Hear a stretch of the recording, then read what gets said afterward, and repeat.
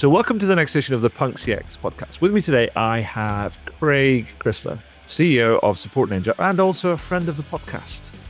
Craig, welcome, it says it in air quotes, back to the podcast. How are you doing? Adrian, it's always good to see you again. Yes, long time listener, first time caller, not really, but second time, third time, we chat a lot. So it's good to see you. Yeah, no, great to see you too. But do you remember when you were last on? Oh shoot, this was last year, I guess. No. Yeah. It wasn't. It was October 2024 when the podcast went live. Wow. Yeah, I know, right? It feels like it wasn't that long ago, to be frank. Yeah. It's just like everything's just going like kind of right now. Well, now that I'm thinking about that conversation too, how much has changed since then? Like literally, like in the last 2 years, it's massive amounts of change in and in my space for sure. And we've talked about how much has changed everybody's space to a certain degree. 2 years. No, indeed. Anyway, I mean, you're obviously famous in your own lunchtime, but can I ask you to introduce yourself and tell me a little bit about yourself for the people that don't know Craig Crisler and don't know SupportNinja? Amazing. So again, my name is Craig Crisler, CEO, co-founder of SupportNinja. SupportNinja is a CX transformation firm, but we primarily work in the outsourcing space. So we do a lot of work with small, medium-sized business and mid-market businesses, helping them on their CX journey and helping them navigate not only AI, but how and what ways you optimize your CX as you move forward. My background is I'm a startup guy, born and raised in Silicon Valley, startup guy since inception, 12 companies, 4 exits.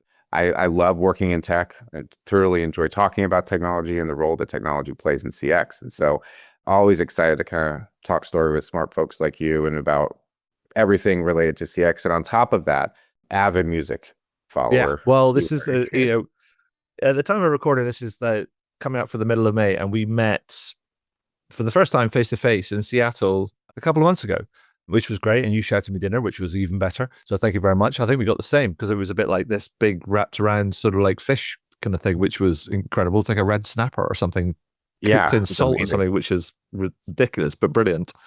Yeah. But I wanted to pick your brains a little bit today because, you say that we kind of talk a lot and you've shared a couple of things recently with me. And I just wanted that I thought were really interesting. And I thought, well, let's kind of open the box a little bit on some of those things.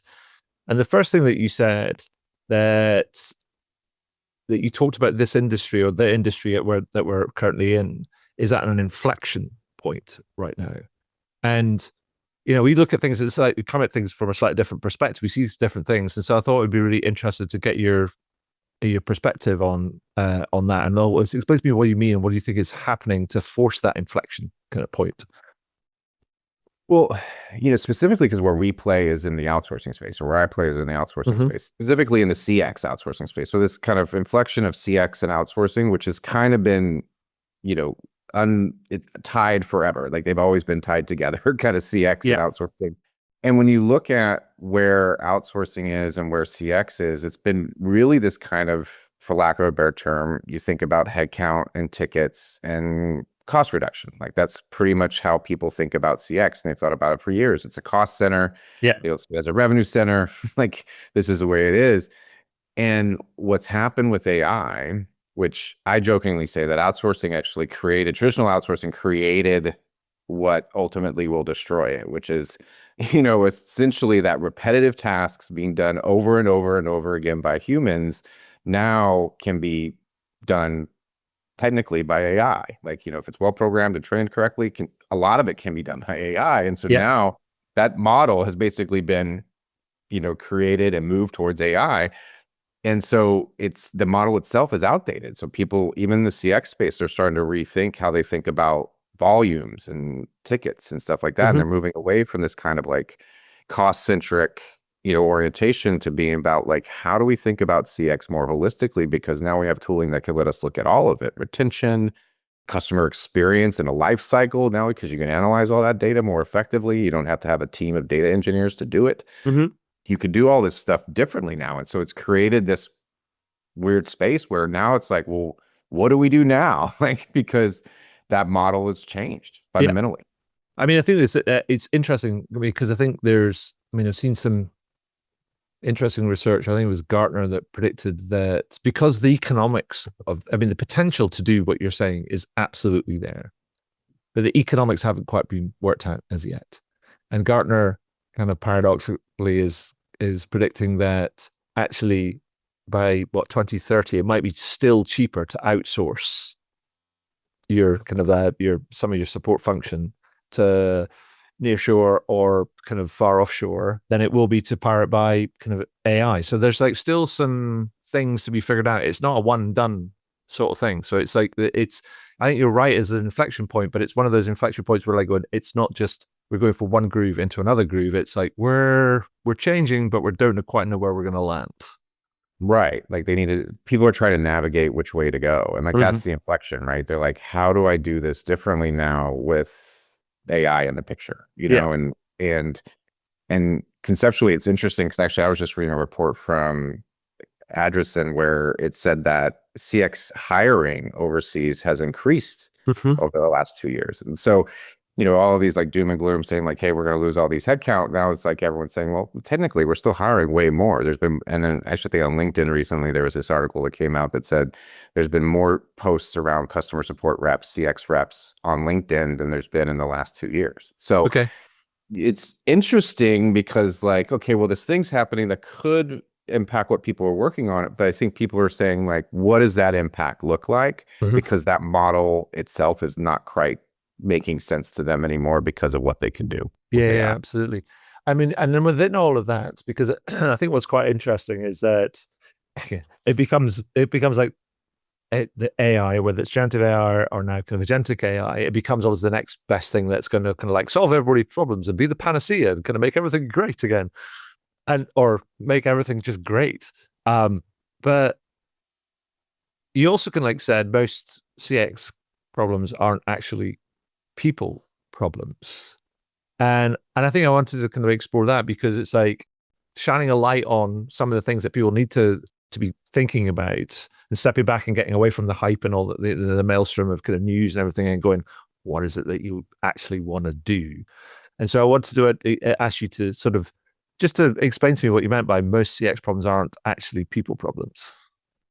Well, and to be specific, it's people problems in terms of the people who are doing the CX. It's not actually the customers. The customers are the people you're trying to solve for CX, right? Like that's what you're trying to figure out. Exactly. Customers are customers. They will be random. And right. And, they will do whatever they want to do. They'll be random and brilliant and chaotic and all and chaotic all probably in the same moment. But yeah, no. So the people, so the more the internal people, the people that are doing the serving and the building and the delivering and things. So, but tell me a bit more about where the actual problems actually sit. Well, it's so even for us at SupportNinja, like one of the things that we do a lot of is, so we have this transformation group and like their whole job is to look at the CX of our clients and try to understand what the problems are. And what we're finding in that group consistently is that a client will come to us and say like, oh, my average handle time or some arbitrary metric that they think is really, really important to their CX. They'll say, it's not where I want it to be. I really want it to be at 3 minutes. It's at 5, and they'll say, well, let's throw people at it, and try to drive that AHT down.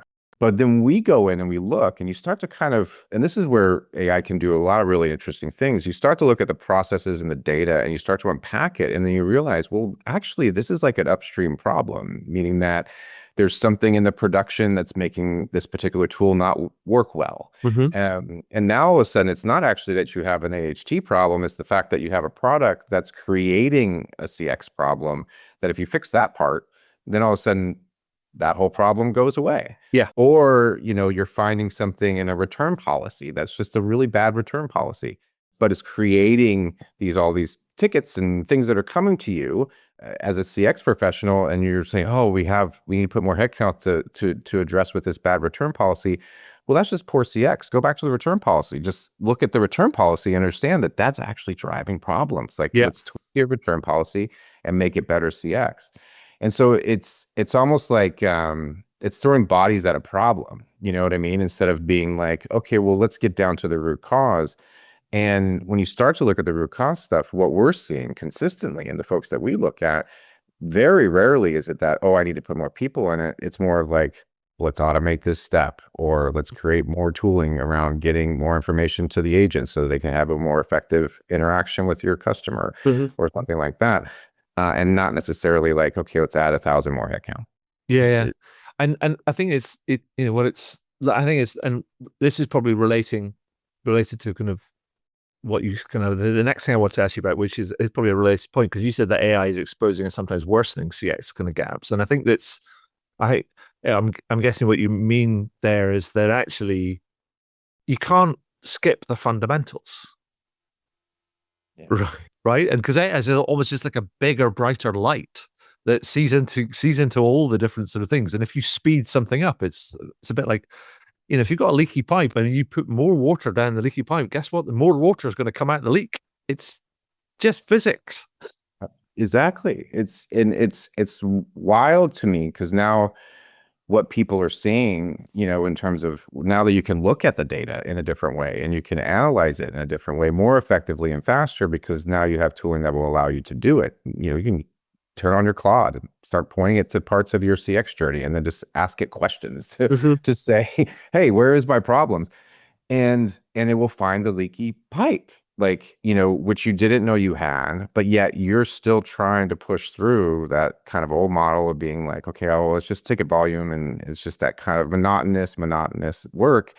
And I think it comes back to like the original, like with every hyped technology, there's the original hype, which is and they put these like Band-Aid solutions on stuff. So the super low quality chatbots that are out there, there's answering the questions completely incorrectly and creating more CX problems for you.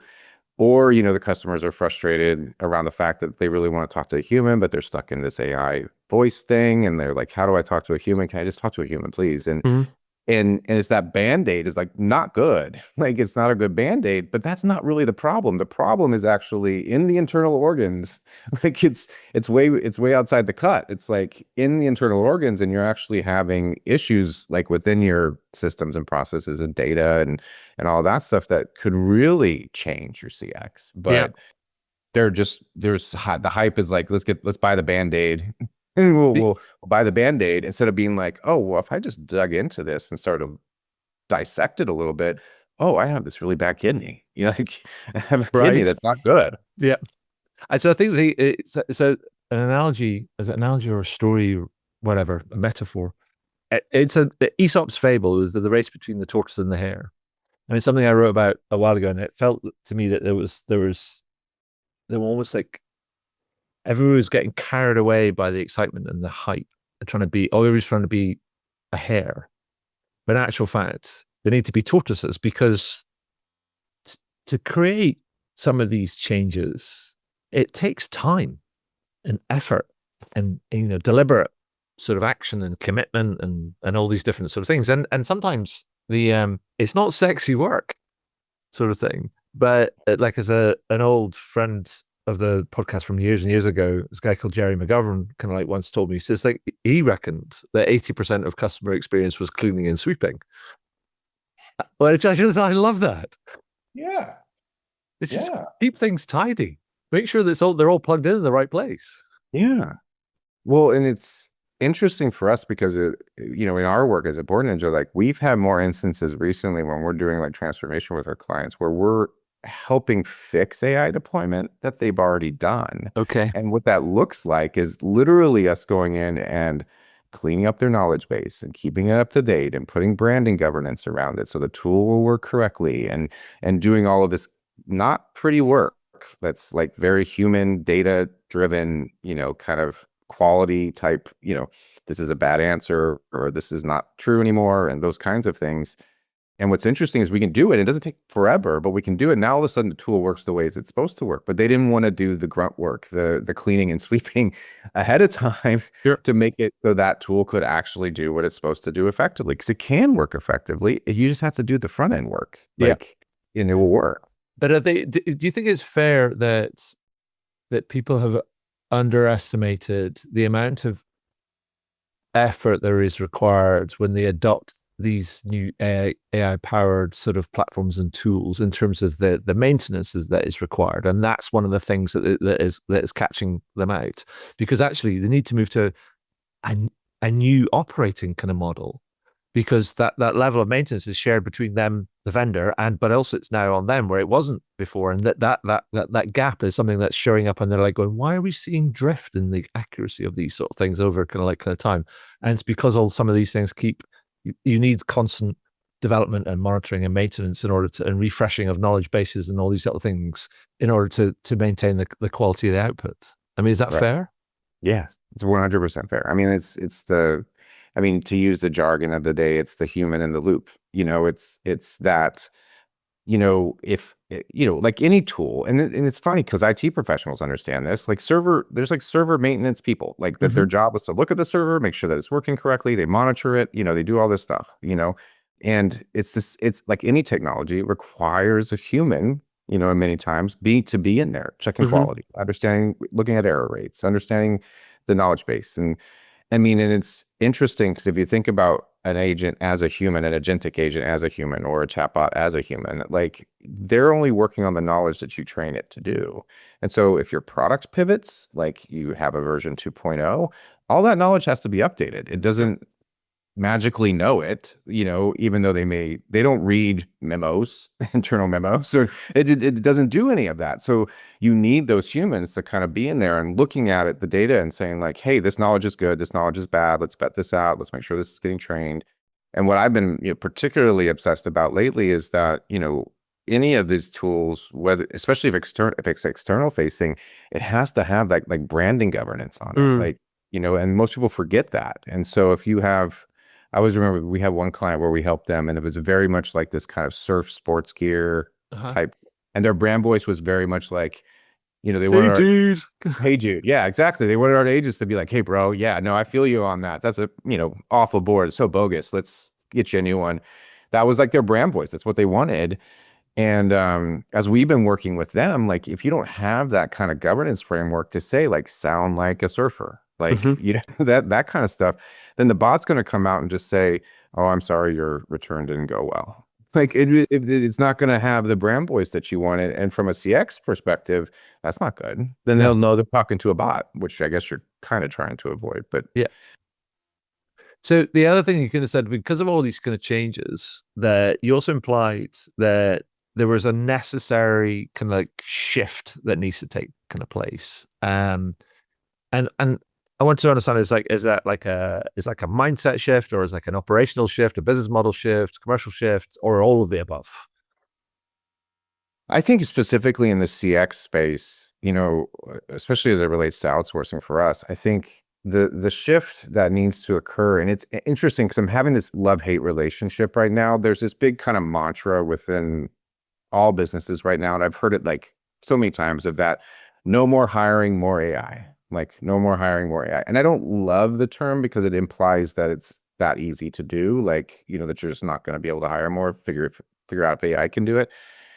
But it is that there's an underlying thing there of saying that, like, hey, if you think about your work that you're doing and you approach repetitive tasks in a way that could potentially be reduced by AI, is there a world in the future that says, and this is where the necessary shift comes, is there a world where you say, oh, okay, if I look at the work that I'm doing, can I do more, really higher value work, the stuff that really requires me to be involved?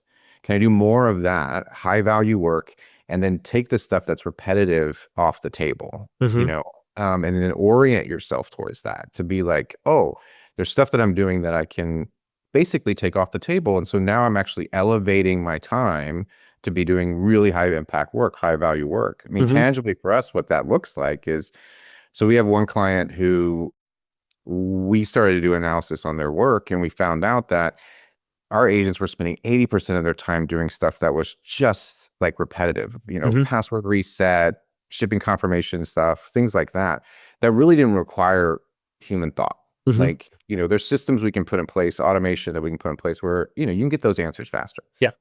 But they're a very high touch product in terms of support because it's a little bit complex, it's technical in nature. And so our agents were getting bogged down in calls that just weren't important, not high value for them, And what we found is that, one, we didn't need to add more headcount. We can put some automation in the front to do that. And now all of a sudden their CSAT scores and their, customer satisfaction scores were increasing because our agents then were spending more time on the phone doing really good work with the customer Mm-hmm. instead of doing that. Hey, did you get your box or not? Yeah. That stuff goes away. So I've told people this. I'm probably one of the few guys in this outsourcing space that will say it. Like a lot of my job now when I talk to clients is not so much of talking about headcounts, talking about CX and solutions and understanding that headcount is a byproduct of that, not necessarily a necessity to perform that. And do you think that's a gap that's emerging or missing kind of in the market right now? And so what does the market, do you think, kind of need? I mean, what are you hearing from kind of clients, and how does that affect, if you like, the outsourcing kind of operating model or offer, let's say, going forward? Well, it's interesting for us because I've been running up against more procurement managers that are stuck with like, oh, I need to know the number of heads. Right. And we're saying, no, like we're trying to solve a CX solution for you. Like what is this problem that you're trying to solve?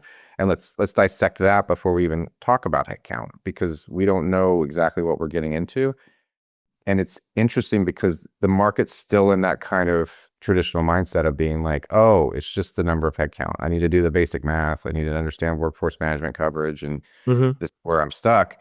And where we're saying, and I think others, we're coming at it from a consultancy standpoint Right. of being like, hey, like there probably are issues that you have underneath the hood. Can we ask you some more questions around it to see if there's a way we can get to a solution that makes more sense than just headcount? Right. And that shift is rough in this space because CX has always kind of been seen as a cost center.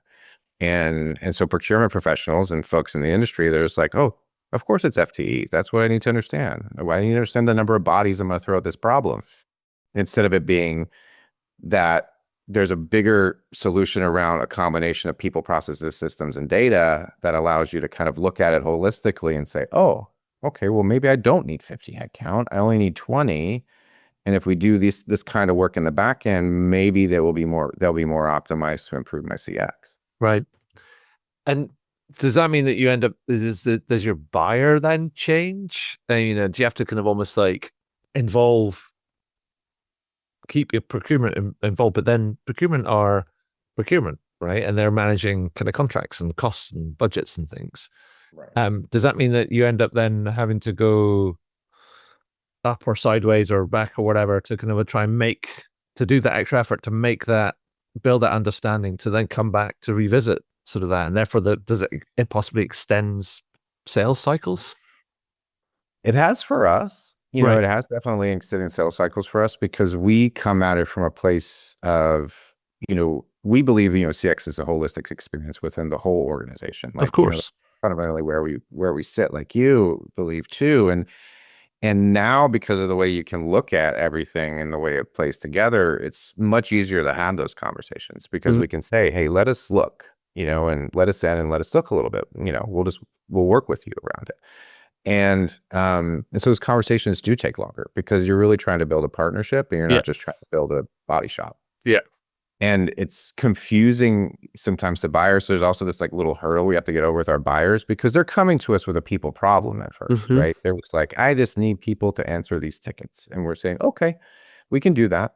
But just understand in the background, we're going to be working on all this other stuff because we feel like you're not set up for success from otherwise you wouldn't have the problem necessarily, And that's been, it's definitely extending sales cycles, but it's also like almost like we're re-educating folks to a certain degree because I think they want it. Yeah. And the CX professionals want it. The directors of CX want this stuff. Like they see the future, they understand what could potentially be done, and they want better CX. Like that's what they were doing, but they're being told by their higher ups of being like, you're a cost center, you just have to cut costs. Meanwhile, there's a way to do all of this and still cut costs, like because it can be optimized. Yeah, I think the thing that strikes me, I think I've advocated for this before, is, I mean, it's based on that old kind of like idea. It's like, if you don't decide what you want, then you get what you get given type of idea, right?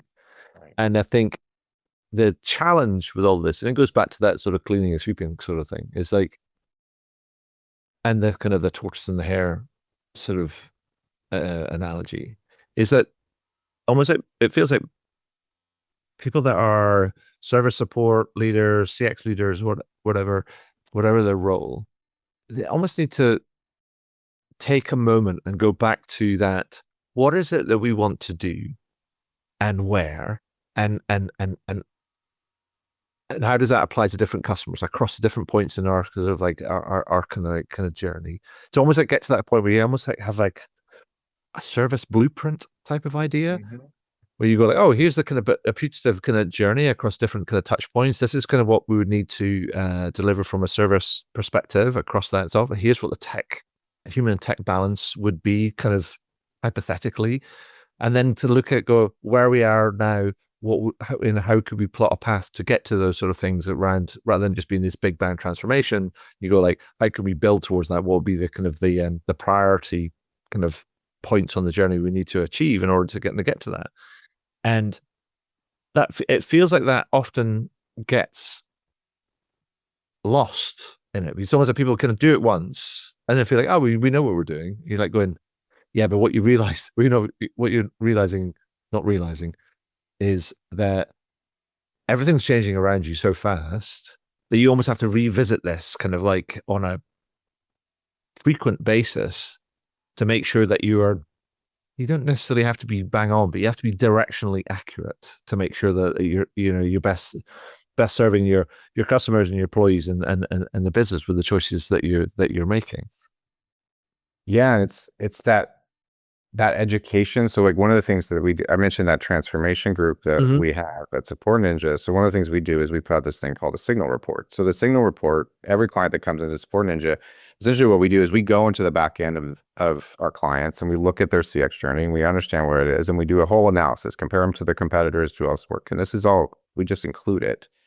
But we do all this work in the background and we've actually put them on a CX maturity matrix scale to say like, hey, you're here, like you could be here, but you're this like right around here right now based on what we can look at. And what's interesting in that is most people, they're like, oh, this is great, because then they're like, oh, I've seen you look at this, but we revisit it every quarter just to kind of see how they're performing against it, just to understand what it is. But it's us trying to train them to be like, hey, don't just think about this kind of triage work that you're doing, which is essentially ticket management and what you're seeing every single day, but realize that this is just a component of a larger CX thing that you're trying to create for your customers. Yeah. And so if you look at it holistically, take a step back and then you look at it holistically, because now you can more effectively and with more speed than you could previously. Now all of a sudden they're looking at it, oh, okay, well, that is interesting. If I did this could potentially be the outcome. It's like, yeah, this could be where you could optimize towards. Yeah. But you're right. I think, it's like, it's that whole, what's that old saying, what gets you here won't get you there. Like, it can get you to a point and you can stay there if you want. But if you're really thinking about how much is changing and how much the world is kind of, technology is evolving, customers are evolving, new generations of buyers are coming and they operate completely differently than the last generation. Yep. You have to kind of revisit it over and over again to understand what it is. Like I'm fully like really trying to figure out right now. I have one of what our COO Jake, he has a couple of new kids and they're AI natives, right? Okay. So they grew up in a native AI world, meaning like they're going to grow up with AI. And I'm really fascinated to see what they'll be like as buyers. Right. Okay. Because like, how will they act? Like, will they be driven by what AI is telling them, or will it not be? Like, what, like, I don't know any of that. It's so that part's intriguing to me, but those people will buy completely different than my 21-year-old. Yeah. Yeah. Indeed. Because this is just a different world. Yeah. And so, so thank you for that. So there was one thing I wanted to ask, and this wasn't a thing that you raised, but it's something that had been occurring to me, and I wanted to sort of pick your brains on this, because as you said, if AI is going to get implemented, let's say it gets implemented well, and it will continue to progress and mature, it will reduce and automate a lot of the repetitive and high volume kind of work. And then agents will end up dealing with more complex, more urgent, more complicated sort of like stuff. So here's my question. Because it's more about those agents and particularly new agents, and then sometimes more experienced agents, when you can do automate some of that simple stuff. Because it makes me think about, we know that contact center work or service and support work can be challenging work, and it can suffer from a degree of churn, and you get turnover people, and there's always people that are coming into the kind of the industries. But if we're automating a lot of that simple stuff, then here's my question: how do people learn? And then the second part of the question is like, also traditionally or historically, many more experienced agents, yes, they enjoy some of these kind of like the more complicated queries that they can get their teeth stuck into, but they've also, I understand, that they also kind of go and choose, when they've done a series of them, they might choose a simple one just to take their foot off the gas for a little while, just to take a bit of a breather, because you can't sprint a marathon, right? Because that's Right. just kind of fuel kind of burnout and things. So there's sort of two things. It's like, how do we compensate, or how do new agents learn? And then two, how do we look after the well-being of experienced agents when there's no place for them to take their pedal off the metal, as it were? Right. Because if they're only handling the most intense calls, then how do they navigate that? Well, I think like on the learning thing, I mean, I can tell you how we approach it at Support Okay. Ninja, because I think one thing that's really big for us is that, so kind of what we were talking about before. So there's this whole human in the loop aspect of this work now. Yeah. And essentially how that looks I think how this looks in the future, and where we've seen it work with a couple of our clients, where like we have one client where they're basically like a pass company. Like they basically give out passes. They're a corporate pass company. And so you can go get yoga and Right. all this stuff. And so what's interesting about how those agents are working now, because there has been a deploy, like this kind of, wide scale chatbot solution for the end user customer. And so it's really reduced the number of tickets that, technically these incoming new agents are doing. And what we'd end up doing is more of those agents now that are incoming and doing, they're actually the ones that are back end of that model, Okay. that are training that model, watching it behave, and making sure that it's of the quality that it needs to be, because you still need those agents doing that. Like they're not disappearing completely. It's not, you don't need as many, but like, and they're looking at, and that's actually how they're learning, Right. right? Okay. So they're actually QAing the bot that's using the knowledge base and all the other things and the inputs that we're giving to it. And so Right. now they're learning like that kind Okay. of foundational knowledge to understand how this company works. And then what's ending up happening is then they're getting moved up into like the higher level as they get more and more skilled. And so it's almost like the entry level becomes an SME, like, Right. it becomes like a knowledge management person, Okay. which I think is a very intriguing model to me, because now all of a sudden you're, technically training them in the tech with that ultimately that they're going to end up being utilizing in the future. The other aspect of it is there's a support part of it where for us, like every agent in our company learns AI, like gets Right. prompt, like we call it prompt like a ninja training. Like everyone goes through this, so they understand the kind of conceptual aspects of what's there, because that's the future of work. That's how you'll be interacting with a partner, your AI chatbot, like to talk about, think about, and interact with things. So I think the model of learning has changed a bit, because now we're talking about discernment and less about knowledge retention. Yeah. Which is definitely different than the old model, which is seriously like, how quickly can you memorize this script? Yeah, well, indeed, and that was just something that made me kind of think about it. But what about the experienced agents and things, and being able to like take a step off and stuff? And do you think that's going to be solved just by greater empowerment with people, just to go, oh, I'm just, when I need to take a step back, I'll just take a step back. Theoretically, and I'll be honest and say it, I haven't seen this play out yet, 100% the way I hope it will.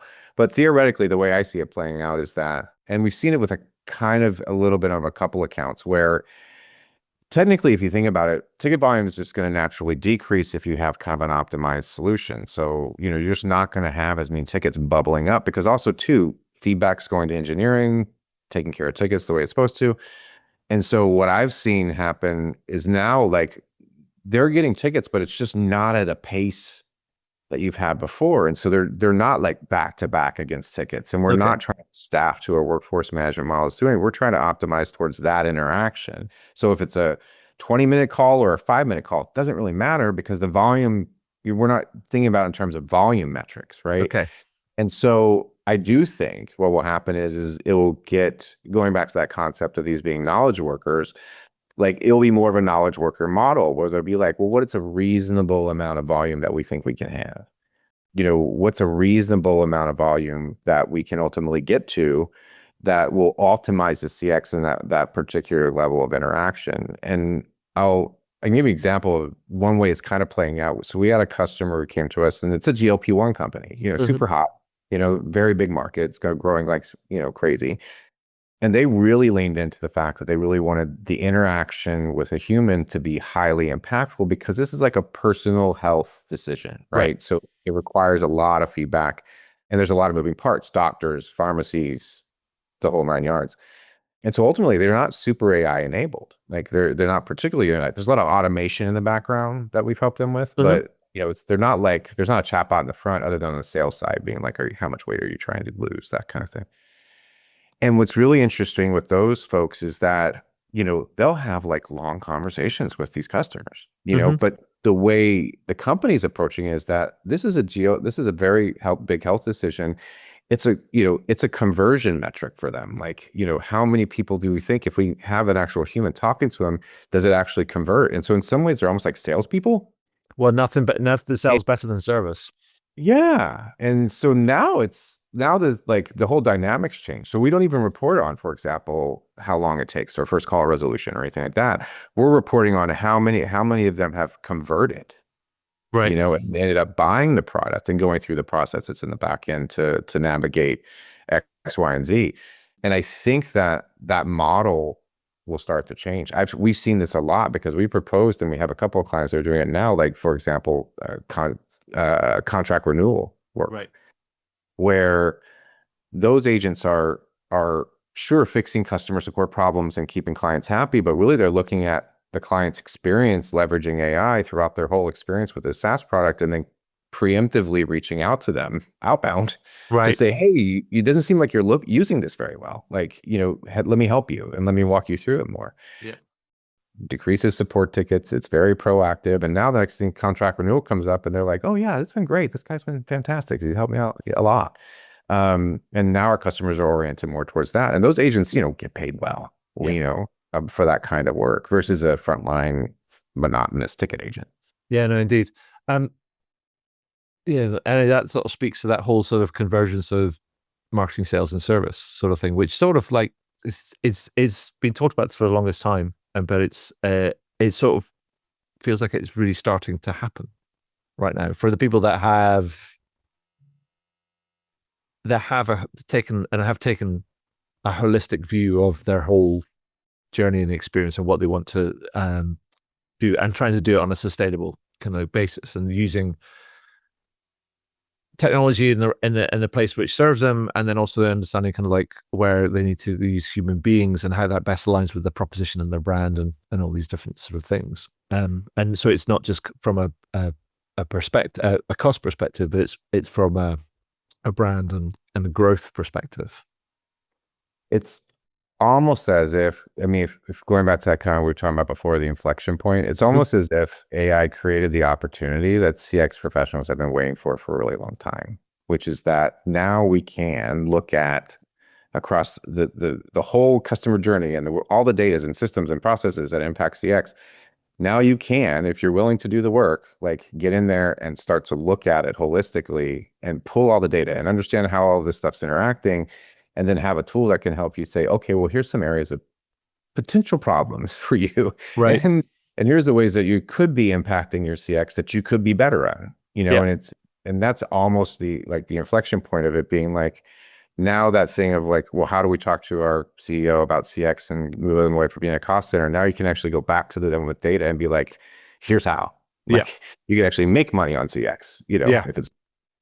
So, Craig, do you have any, I know you work with lots of different kind of people, but any kind of examples that you think of the people that you're working with, you think these guys, you should pay attention to these guys because they're killing it?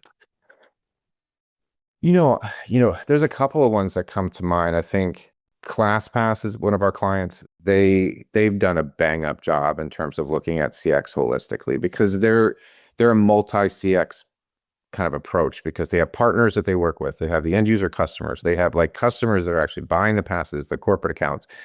And they've really leaned into the aspect of saying that, like, if we look at this holistically and how all the parts play together, we can probably scale CX effectively. Right. And like any big company, they've kind of stepped in it a couple of times as they've navigated it, but they're really doing it from a thoughtful approach that allows them to be able to scale effectively. Actually, I think they're called playlists now. FastPass or playlist. Again, you know how those companies change names a lot. They're doing a bang up job with it. And the other ones that, in terms of ones that we've worked with that SupportNinja is, Conga, which is kind of like a contract renewal platform Okay. type, a SaaS product. They've gone through a lot of iterations of their product, but they have a very unique product. It has enterprise, it's B2B and it's enterprise and it's smaller scale. And again, with them, they've done it very thoughtfully on the AI front, meaning that they're leveraging AI more in the product and less in the CX right now, because they feel like if they get the product right, CX will become better naturally. Mm-hmm. And I think that for the most part is pretty true. I think there's been, I don't think they did it, but I think I've seen pretty awful AI deployments in the product and Yeah. that don't work. Mm-hmm. I still think, as an example with Apple's great. They're a great hardware company, but man, Siri is awful as an AI tool. Well, did you notice that nobody's really talking about Siri or Alexa right now? Yeah, they don't. Yeah, exactly. It's just disappeared. It's disappeared from the lexicon. Now they're not talking about it anymore. But it's that thing of where I think they've been really thoughtful about how do we kind of put into a product in a thoughtful way for our customers. So then that way the product becomes more meaningful and more valuable. And then as such, the CX then kind of can follow suit and help manage that better. I think the thing what I take from all of the examples that you've kind of like shared is that, and this is something I would highlight for people listening in, is that you have to realize that there's lots of different ways to accomplish kind of progress, because there's a truth in the matter is that if everybody does the same thing, then how are you going to be different? Right. And sometimes that's the challenge, is actually thinking about, and to use your words, to be thoughtful about what is the approach that you want to take and where you're going to apply some of this new tooling to the best effect. And then ask yourself, where are you going to go next after that? And so that's for me, I think is the big takeaway, because it feels like there's a lot of herd mentality right now. And I think that's a big part of kind of what we're seeing. And people are, rushing in and trying to do this and trying to do that. And I just think, it's being thoughtful, be a bit more considered about what you want to do and kind of why, and how you want to kind of leverage the potential of the tools. That it's obvious, if implemented well, the potential is huge. But, remember, it's your brand and it's your responsibility to create that competitive differentiation. And then therefore it's up to you to pick the tools, or to utilize the tools that are in your toolbox to best accomplish that. Yeah, it's that, and you and I've talked about this before. It starts with the strategy. Like, what's your CX strategy? What is your brand voice? What are you trying to do from a customer experience standpoint? Like, what are you doing? Like, what do you want to accomplish? What do you want your customers to feel like? And so I was like, if you start there first, and then you can start to look at, okay, well, how and what ways could this be better? And how, what ways could I make anything that I deploy, whether it be people or technology or, a potential solution around, the engineering side of it. Like, start with a CX strategy, because if you start there, if you make a customer happy, you're going to have more revenue and all that other stuff. But if you start there and then start to think about the ways you can embed it based on that fact, it will get a lot better. It's just 100%. And that doesn't need to be a boiling the ocean exercise. It just needs to be something which is directionally correct, and you achieves alignment across different sort of teams and departments and functions that are involved. So everybody sort of knows what they're running towards and what they're aiming to achieve. So people talk strategy is like going, this is not a big long-winded kind of process. This is more a bit like, let's draw a picture. Let's have a big chat about it. Let's kind of figure out kind of what we need to do, and let's get going. Yeah, that's really, really it. And it's like, going back to what you and I always talk about music, it's like that thing of where and I watch all these documentaries about music, and it's always interesting to watch people in the studio like working together because like, they'll start with somebody, the guitarist will start with a riff Mm-hmm. and like, oh, this is an interesting riff. This is kind of cool. Like one of my favorite documentaries is Funky Monks, which is Red Hot Chili Peppers Okay. doing Blood Sugar Sex Magic. Yeah. And it's interesting to watch them because they have the little concept of the idea and then it iterates and it iterates and it iterates and it gets better. And then now all of a sudden it's a great song, Yeah. and but and that's the thing is like if you kind of approach your CX that way, it's like you start with a good riff. This seems to be the right thing.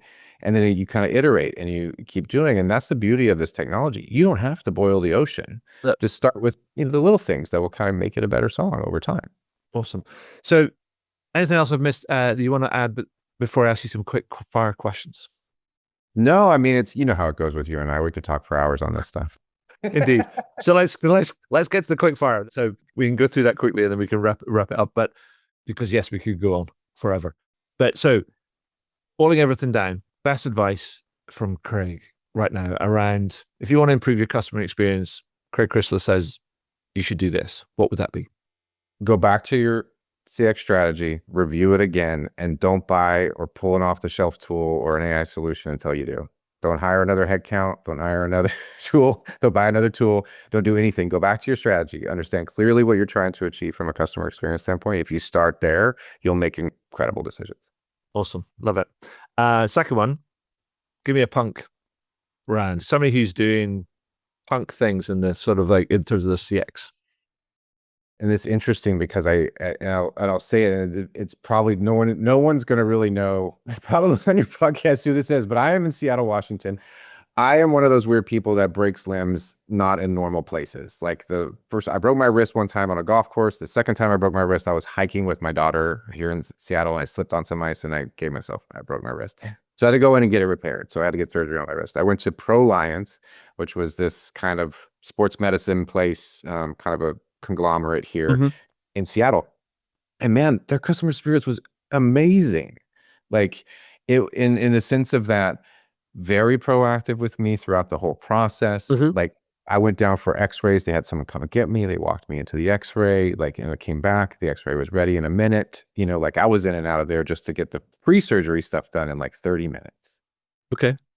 But the whole time it was very oriented, like in a hospital setting like that it was very oriented towards, do you need anything? Can I get you a cup of coffee? Like, all of this work around it, which, medical stuff doesn't normally have this kind of level of service. And then even after the nurse that I was with texted me after the surgery to check in on me, see how I was. The doctor called me directly 2 hours after I got home to say, hey, how was the surgery? Are you doing okay? Is there anything that you would need? And then all the post-op follow-up was amazing. So ProLiance Sports Medicine here in Seattle, it's just they leaned into being like, how can we make this comfortable for you? And it wasn't like I have I have pretty good insurance, but it wasn't like I had to pay this like over thing. I just regular insurance and I just went to that's who they sent me to, Awesome. It was off the charts. Nice.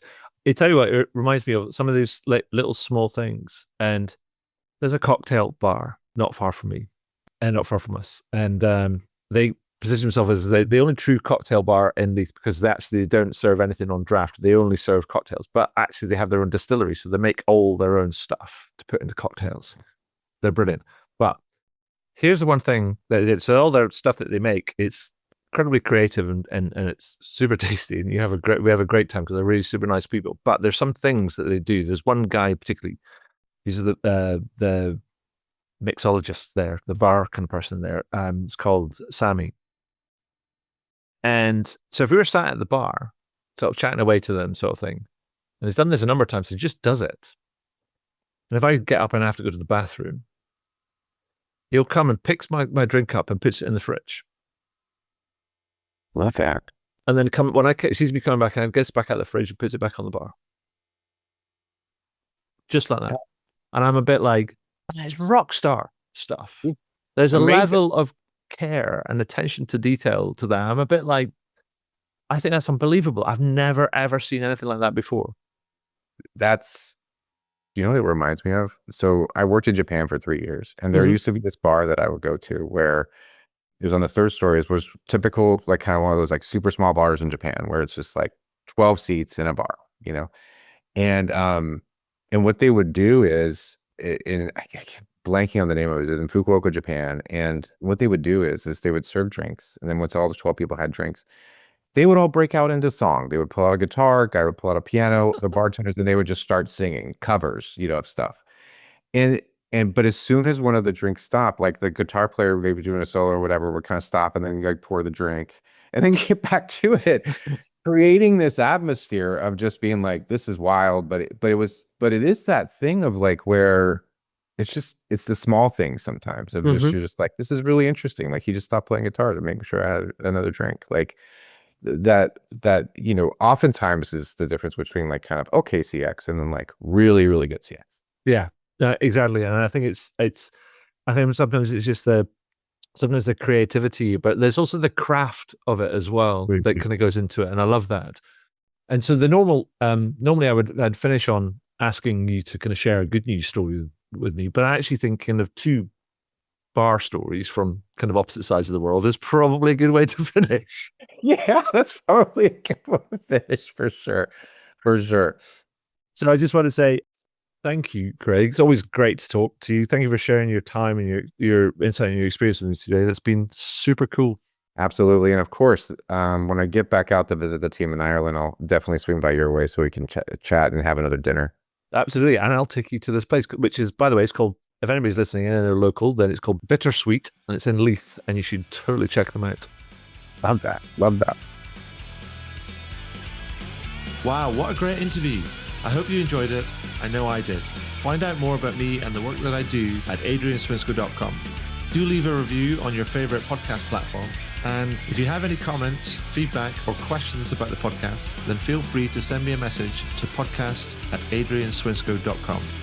And do tune in again. Thanks very much.